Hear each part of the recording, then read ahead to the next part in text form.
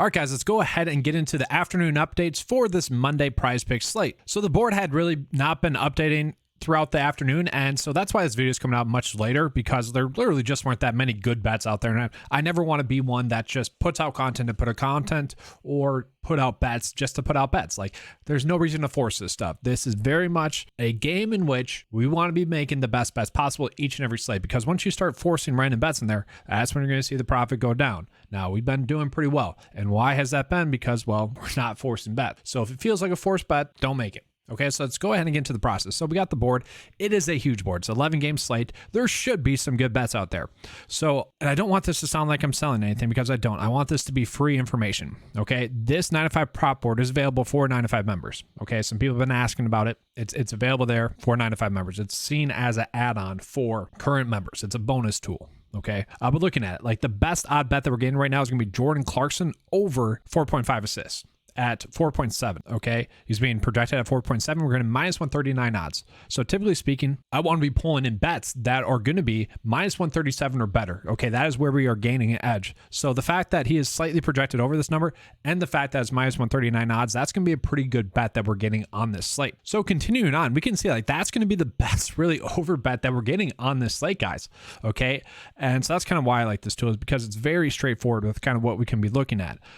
This is something I'm not really touching at all. We're seeing not that many good bets there at all either. So like we have one favorable bet, one really positive bet that's in our favor. Okay, now let's look at this one. This is interesting. Okay, so we could potentially bet the over here, and this is, I like this. Okay, so Darius Garland over 7 rebounds, and we can see the average sportsbook line has it set at 7.5.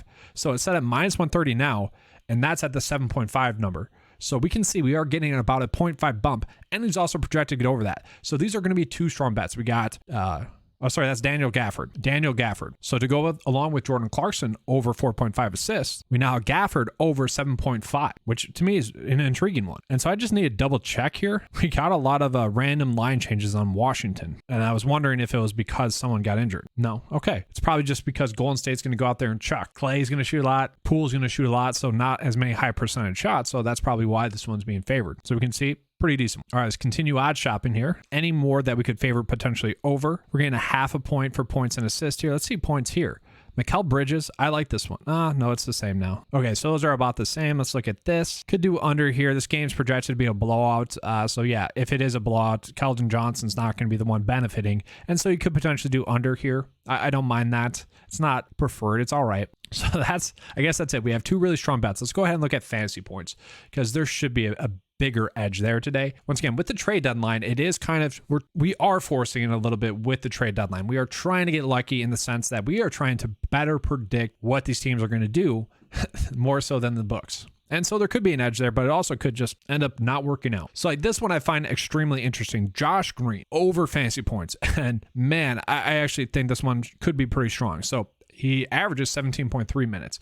Lately, he's been getting around 30 minutes. And so with the increase in minutes, we have seen the production go up as well. And the issue with that everyone's going to have is, Dinwiddie's there, not Dinwiddie, Kyrie's there, Luka's there, what kind of role is he going to really have? Well, he doesn't need that big of a role. Like he needs to get 22.5 fantasy points. And so like on top of that, we have Tim Hardaway Jr. currently questionable. If he were to sit, we could easily be looking at Josh Green definitely getting those minutes. So we have already seen him get an increase in minutes. Like the minutes have been there. He's been producing. To me, this is a good number. And I like the fact that the projections are also showing that as well. Cameron Johnson's an interesting one as well.